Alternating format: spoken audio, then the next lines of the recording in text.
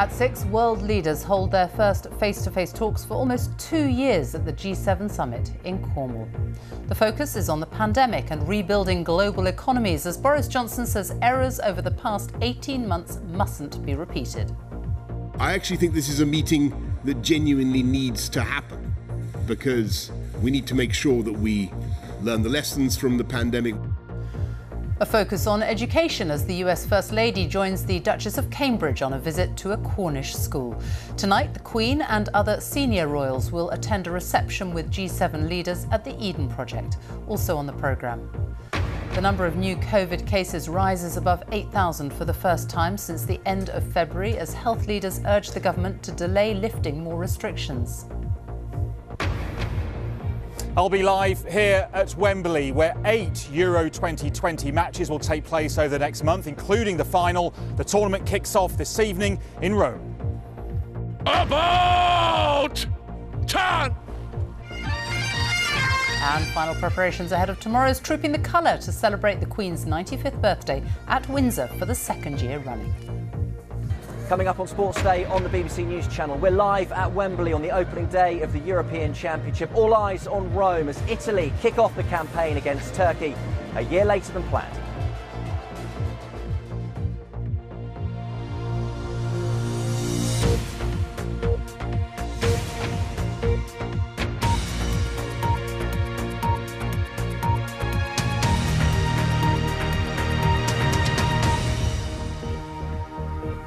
Good evening and welcome to the BBC News at 6. Boris Johnson has welcomed world leaders to Cornwall at the start of their first face-to-face talks for almost 2 years. The Prime Minister urged the G7 group of nations to learn from the mistakes of the pandemic. He predicted that the leading economies would bounce back from the COVID crisis, but stressed the importance of ensuring the recovery helped all parts of society. The Queen and other members of the royal family will be joined by the world leaders at a reception in Cornwall tonight.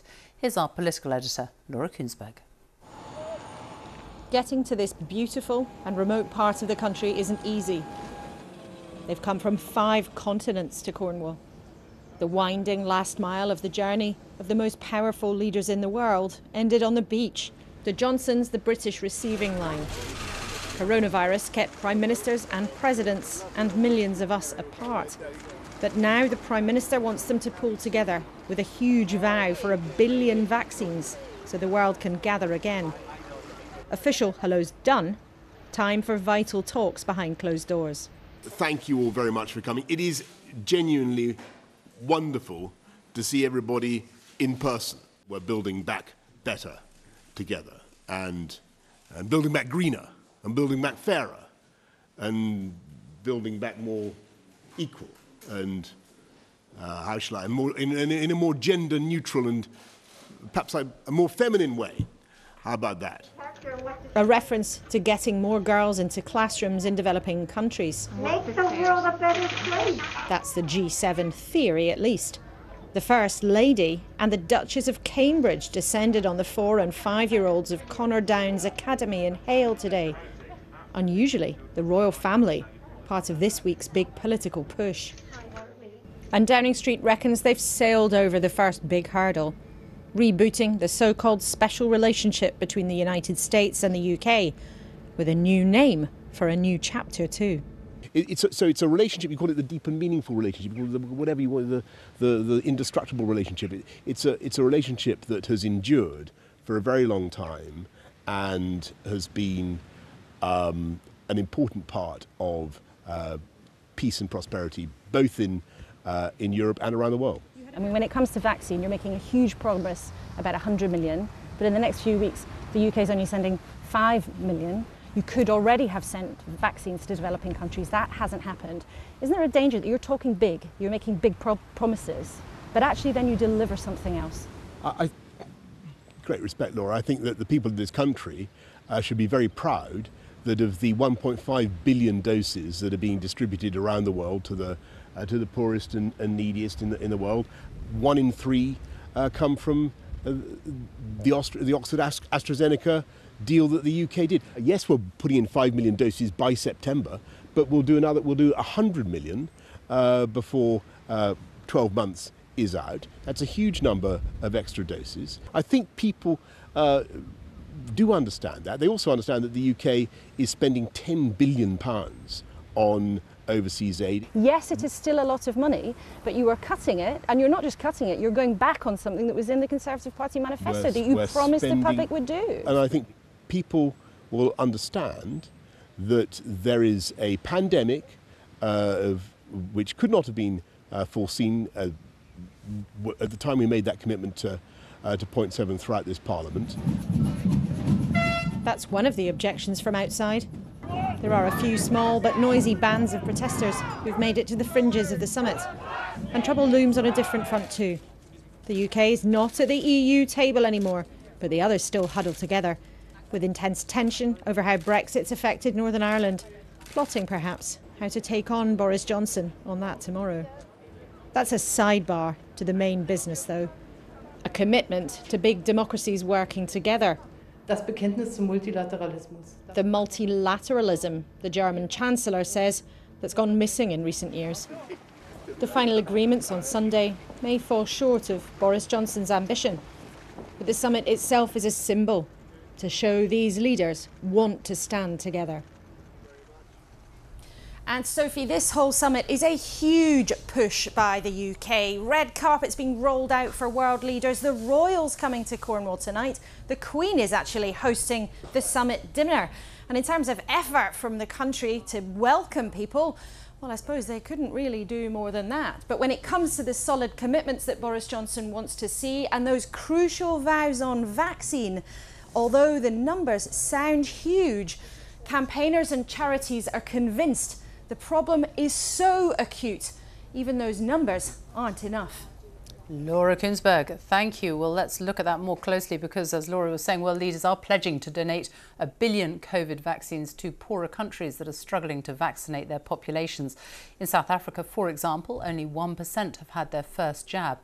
Our science editor, David Shukman, looks now at whether today's pledge from G7 leaders will be enough. Coronavirus vaccines are starting to reach the remotest corners of the world. This team has come to a village in Kenya. But the problem isn't so much giving out doses, but getting hold of them in the first place. To have any chance of getting even a fraction of each country immunised by the autumn. Africa needs an extra 225 million doses. This will really require a massive effort, as our early projections indicate that without a significant boost in the availability of vaccines, only 7 African countries will achieve this goal. So far around the world, about 2 billion doses have been given and some 480 million people are now fully vaccinated. But that's still only 6.2% of the global population. And some regions have done far better than others.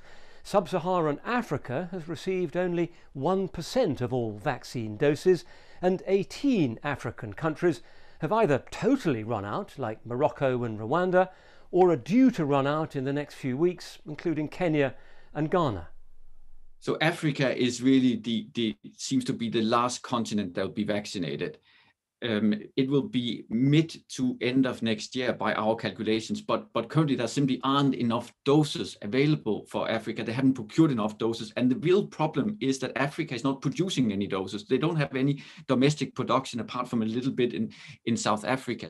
So what needs to happen? Well, we've had a flurry of offers from the G7, the US promising 500 million doses, the UK 100 million, the EU the same, and Japan 30 million. But the medical charity, the Wellcome Trust, says the rich nations should be giving 1 billion doses this year, and also filling a gap in the funding of $18 billion for testing and for treatments in the poorest countries.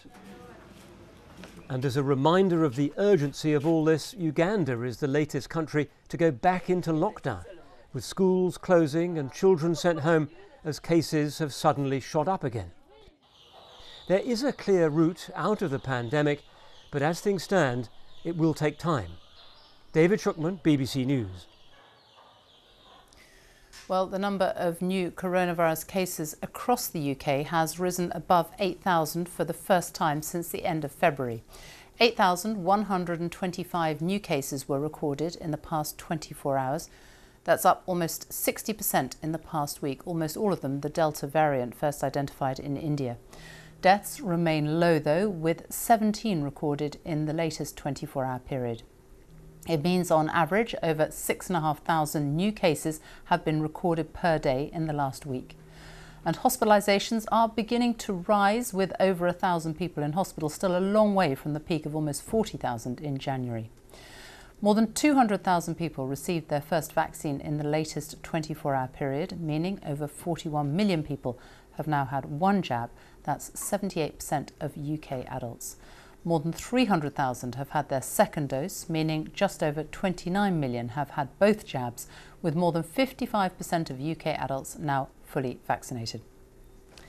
Well, the latest rise in new cases comes as health leaders urged the government to delay plans to lift restrictions in England completely on June the 21st, warning that more people would be admitted to hospital. Here's our health editor, Hugh Pym. For the decision due on Monday on lifting restrictions in England, the advice of senior health officials will be crucial. One of them, Dr. Jenny Harries, visiting Bolton, said even today they were still assessing the impact of the Delta variant, first identified in India. One of the really critical points is to see what the effectiveness of the vaccine has been in preventing hospitalisation, serious illness and deaths, and that piece of work is literally still ongoing because, gladly, we haven't had too many cases so far. The latest figures on the Delta variant show there'd been more than 42,000 cases in the UK by June the 9th, up sharply on the previous week. In England, there'd been 223 hospital admissions by June the 7th, up from 89 a week before. In the latest figures, most were unvaccinated, with only 20 having had both doses. We know now conclusively that it is about 60% more transmissible, which is obviously a worry. And we also know that if you are sick with the Delta variant, you're more likely to end up in hospital. The Doctors' Union, the British Medical Association and public health leaders have called for a delay in the lifting of restrictions in England. They say the vaccination programme has been a great success, but more time's needed to administer second doses, and case numbers are rising rapidly. The Office for National Statistics survey of community infections suggests in England 1 in 560 people had the virus last week. That's around 97,000, up from about 85,500 people the previous week. In Wales, it was 1 in 1,300. In Scotland, 1 in 540. And in Northern Ireland, 1 in 700 people had the virus. In all three, the ONS said the trend was uncertain. Any thought of delays to the roadmap is bad news for wedding venues like this one in Warwickshire. They're expecting all limits on the number of guests to be lifted on June the 21st. If that doesn't happen, they say, it'll be a huge blow. This is probably one of the worst things to have to go through, and the waiting has been really quite awful, to be honest. Not only for us as a venue, but for the couples. It's a special day for them. And there are mixed views among people we spoke to in Watford. They've done this since the start of lockdown. They tell you a day and then they change it to another one. And that is really annoying because they should be more prepared. You just have to sit and wait, hold tight and get ready for when everything comes back. For the public, it's sitting and waiting over the weekend, while officials and ministers weigh up data on vaccinations and cases for what'll be a finely balanced and difficult decision. Well, Hugh is with me now, and very difficult, all this uncertainty. The decision will be made on Monday. How's it looking? Well, Sophie, there haven't exactly been any ministers out today making the case for opening up on June the 21st in England. Nadeem Zahawi, the vaccines minister, in fact, was saying we have to be extremely careful, and we, in his words, don't want to squander the progress already made. I think officials and ministers are concerned about this latest data on the Delta variant, first identified in India, the sharp increase in hospital admissions, the fact that it's more transmissible by 60% than the existing Kent variant. That being said, it does seem as if 2 doses of the vaccine offers pretty good protection against the Delta variant. But you've now got the British Medical Association and local authority public health leaders both calling for a delay to June the 21st. At the same time, of course, the hospitality industry, as we've been hearing, and businesses whose livelihoods depend on it will continue making the case to open up. Hugh Pym, thank you. The UK economy grew 2.3% in April, its fastest monthly growth since July last year. Shoppers spent more on the high street as non-essential shops reopened and people bought more cars and caravans. There was also more spending in pubs, cafes and restaurants as restrictions were eased. The campaigner Noel Conway, who brought a legal challenge against the ban on assisted dying in the UK, has died at the age of 71. Mr. Conway had motor neuron disease and only had movement in his right hand, head and neck. Dignity in Dying said he died at his home in Shropshire after making a decision to remove his ventilator. A 24-year-old neo-Nazi from Bath who created two banned right-wing terror groups has been convicted of 12 terrorism offences. Andrew Dimmock was also found guilty of 3 hate crimes by a jury at the Old Bailey. The court heard how he aimed to start a race war through websites and social media. Daniel Sanford reports. Privately educated in Bath, Andrew Dimmock is the son of a university professor, but he founded not one but 2 neo-Nazi terrorist groups. Both had to be banned as a threat to national security. I think his prosecution and his conviction and sentencing is a key step in protecting the UK. On the System Resistance Network website, he called for Jewish people to be exterminated. He's seen here in the white shirt giving the Nazi salute. He called for zero tolerance to non-whites and described same-sex relationships as a disease.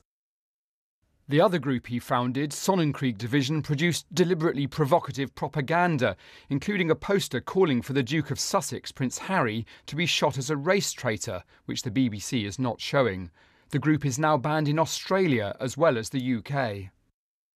Those he recruited were usually younger, like schoolboy Oscar Dunn Kozorowski, who's one of 7 people linked to Dimmock who have been jailed.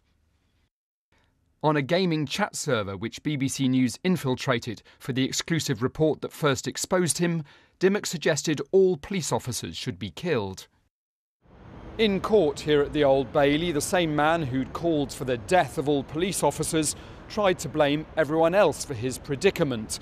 He claimed that he was the victim of an elaborate setup by both the police and a teenage girl. Dimmock was first arrested trying to travel to America to train with members of this group, Atomwaffen Division, showing his international terrorist connections. Daniel Sanford, BBC News, at the Old Bailey. The time is coming up to 6:20, our top story this evening. World leaders hold their first face-to-face talks for almost 2 years at the G7 summit in Cornwall, with a focus on vaccines and rebuilding global economies. And still to come, the latest from the test as England endure a frustrating day against New Zealand at Edgbaston. Coming up on Sports Day on the BBC News channel, we'll be looking ahead to the opening match of the European Championship. Italy kicking things off against Turkey in Rome, and we'll be live in the English, Scottish and Welsh camps as they begin their campaign in the coming days.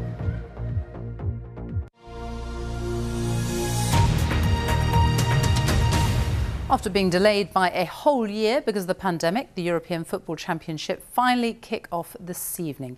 The date may have been changed, but the name hasn't. Euro 2020 will see 24 countries competing in 11 cities across Europe, and thousands of fans will be admitted to every game. In Rome this evening, it's Italy against Turkey, and over the next few days, Wales, England and Scotland will all be in action too. Our sports editor Dan Roan is at Wembley for us. Dan. Sophie, it's amazing, isn't it, that when this unprecedented pan-European competition was first envisaged several years ago, the biggest worry was the cost to travelling fans and a possible lack of identity. These days, of course, it's the pandemic which has caused organisers anxiety ahead of a Euros like no other, one which has the potential to unite and excite, but also to expose division. Last year, Italy was the European epicentre of COVID, suffering worst when the virus first emerged here. But tonight, Rome will play host to the opening game of the biggest and most ambitious sports event since the pandemic began. And with 18,000 fans inside the Olympic Stadium, for many it's a potent symbol of hope and a return to some kind of normality. Seeing what happened to this country was one of the first to get hit, and now being able to come here and celebrate with my people and everybody else who's enjoying the sport, it's really a dream come true. Because from Turkey the supporters are not allowed to come, so we travel 1,500 kilometers to support our national team here in Italy, in Rome. As if staging the Euros amid a pandemic isn't enough of a challenge, this will be the first to be spread across the continent. With 2 host cities having pulled out, 11 remain. Some of the world's best teams competing for European football's greatest prize, albeit a year late. And especially after the last year, like it's been like, I've struggled myself, you know what I mean? This is exactly what, not just England, but the whole of Europe needed, and I can't wait for it to start.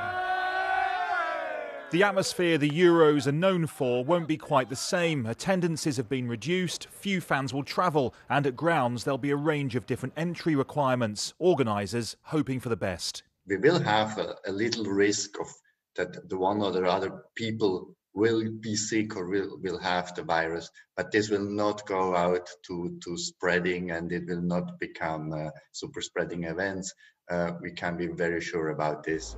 Sweltering conditions forecast here at Wembley meanwhile, where final preparations are underway ahead of England's opening match against Croatia here on Sunday in what's effectively a home tournament for one of the favourites. We have this young group, we're hungry to do well and to make the nation proud, so going into every game we're going to be ready and trying to perform to the best of our ability. And there's the taking of the knee. There's been fears of a repeat of the booing that's marred recent England games, but today Downing Street said the Prime Minister wanted fans to be respectful when players take a knee. Scotland revealing they'll join England in the anti-discrimination gesture when the old rivals meet at Wembley next week, having initially said they would stand in protest against racism. The significance of this tournament with the potential to extend well beyond football. Well, there'll be around 22,500 fans here at Wembley for England's opener against Croatia on Sunday. For the knockout stages, it could be as much as half full if everything goes to plan in a tournament which many England fans will hope revives memories of Euro 96 when they got all the way to the semi-finals, of course, on home soil. Not so simple for Wales, who have had a much longer journey, as Howell Griffiths now reports from Baku in Azerbaijan. Thanks, Dan. Yes, Wales have had to come all the way to the Caucasus for their first games in this transcontinental tournament. A few hundred supporters have followed them too, ignoring the official travel advice not to come to this amber-listed country of Azerbaijan. The supporters clearly want to see their team repeat the success of Euro 2016, when Wales exceeded expectation, lifted an entire nation with their achievements. A turning point in Welsh sporting history. What a goal from Hal Robson-Collins! When the team of 2016 made it all the way to the semi-finals of the Euros, they lived out a football fantasy. First-timers at the tournament, the man who led them there still can't believe what they achieved. I think we'd all say it was the best summer of our career, if not one of the best summers of our lives. It was a fluke, let's be honest. Like, we got to the semi-final. We didn't think we would. No one else thought we would. So we kind of can't compare it, and it's unfair on these lads that have done so well to get where they've got. We need to try and forget the last one, because it was a little bit unrealistic. Wales start this tournament on the eastern extremity of Europe here in Azerbaijan. 8 of the players who featured 5 years ago are in the squad, and that includes their game changer, Gareth Bale. This time he'll captain the team. Can he inspire them once again? Yeah, everyone knows what happened in 2016, but yeah, this is a new task, this is a new challenge. We know it's going to be difficult. To reach another semi-final would be incredible, but we really do have to take it one game at a time. We know the nation is behind us. They were last time, they always are. Last time Wales thrived without being weighed down by expectation. This time the approach is equally relaxed. COVID restrictions mean the players spend every hour together in a bubble. They also mean very few fans have made the 3,000-mile journey to Baku after being told by the Welsh government not to travel. 12 years I haven't missed a game. I wasn't going to start because someone said, please don't. It's not illegal. I've done everything the government has asked of me over the last 18 months. I've stayed at home, I've had the vaccinations, I've done the tests. I feel quite right to come here. Tomorrow's first game against Switzerland will show how Wales measure up Turkey and Italy will follow as the team of 2021 look to make their own memories. Hywel Griffith, BBC News, Baku. Cricket now, and England have endured a frustrating time in the field on the second day of the second and final test against New Zealand at Edgbaston. Joe Wilson is there. Cricket is built on facts and figures. So, most test matches for England, him, James Anderson, record breaker at Edgbaston, charging in at New Zealand's captain and... oh well, I dealt with that one, smiled Tom Latham. Of course, the match here isn't simply New Zealand against mature Anderson. I mean, there's Stuart Broad. He bowled and Latham was beaten. LBW, New Zealand 1 down, but England had to watch lots of shots from other batsmen. That's Devon Conway. There's one of Will Young's greatest hits. In comes Anderson again, and there goes the ball. New Zealand moving towards England's first innings score of 303. It was becoming one of those afternoons. Still, social proximity was enough of a novelty in the stands. Remember, this is a test event. How on earth would England dismiss Devon Conway? Well, there on the west coast of the outfield, a catcher. Oh, what have I done? He made 80. As Will Young batted past 50, England could recall dropping him when he'd scored just 7. Well, don't look back. Keep working, keep going. It's just another test. Joe Wilson, BBC News, Edgbaston. Final preparations are underway for tomorrow's military parade celebrating the Queen's 95th birthday. Trooping the colour has once again been moved to the grounds of Windsor Castle rather than central London because of COVID restrictions. But it will be bigger than last year, with many more troops and the return of gun salutes and horses. Our royal correspondent Sarah Campbell watched as final rehearsals got underway. Cavalry Barracks in Hounslow, West London. The Scots Guards prepare to troop their colour. With large ceremonial events off the calendar due to COVID, rather than marching, many troops have been manning testing and vaccination centres. Let's go for the colour! And for those with leading roles, there are a few understandable nerves. A bit more pressure, I'd say more poignant in a way. About time! We're just trying to do our bit and crack on and keep the nation going on something that's quite a special day, considering what has happened in the past year for not only Her Majesty but us as a nation as a whole. And it's not just the soldiers having to get used to being back on parade. Today is quite a nervous day in that this was my first mounted rehearsal. Some of the horses that have done maybe 5 or 6 trooping the colours, you know, they'll hopefully hold the newer horses and they'll be able to follow their lead. And those that haven't seen the bearskins and haven't seen the rifles, hopefully they'll just take their lead from the older ones and they'll all behave today. Just forward, still. Social distancing has been a key consideration, strictly enforced. Still. And to avoid the potential crowds in central London, the event will be held in the grounds of Windsor Castle. There's 300 as opposed to 1,500, what we normally have on. There is no hiding place, so everybody is dedicated to being the best that they possibly can be, and we'll all deliver an excellent parade, which will hopefully cheer up the nation, certainly put a smile on Her Majesty's face. Taking the salute at the dress rehearsal, 9-year-old Hasty Brannigan. Tomorrow, it'll be the Commander-in-Chief, the Queen, as almost normal service resumes. Sarah Campbell, BBC News, West London. Time now for a look at the weather, and Louise Lear joins us now. It's going to be a hot weekend, isn't it? It is, certainly for wearing a bearskin, Sophie. It's going to be very hot. Now, as you could see at Windsor for the practice, there was some sunny spells, and the southeast has actually seen the best of the weather today.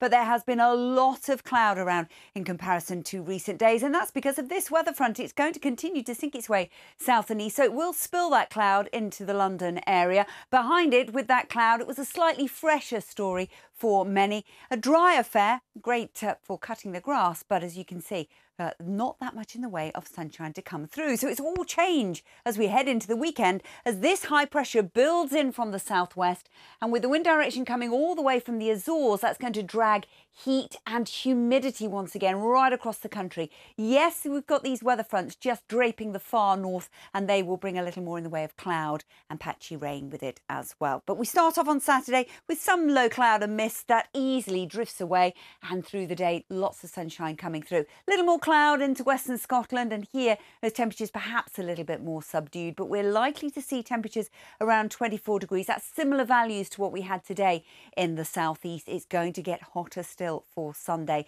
Sunday, lots of blue sky, lots of sunshine. There's that front just bringing some patchy rain into the western and the Northern Isles, but eastern Scotland will be dry and sunny along with Northern Ireland. Temperatures perhaps peaking into the mid-20s here, and we're likely to see 27 or 28 degrees somewhere in the southeast. That's 82 Fahrenheit, and it will turn increasingly humid with it as well. Now, how long is it going to last? Well, not very long. In the far north, it gets much cooler by Monday with some rain around, but in the southeast, we could see temperatures peaking at 30 degrees. And if we get that on Monday, that'll be the hottest day of the year so far. But as the week progresses, it will get a little bit fresher. Back to you, Sophie. Louise, thank you.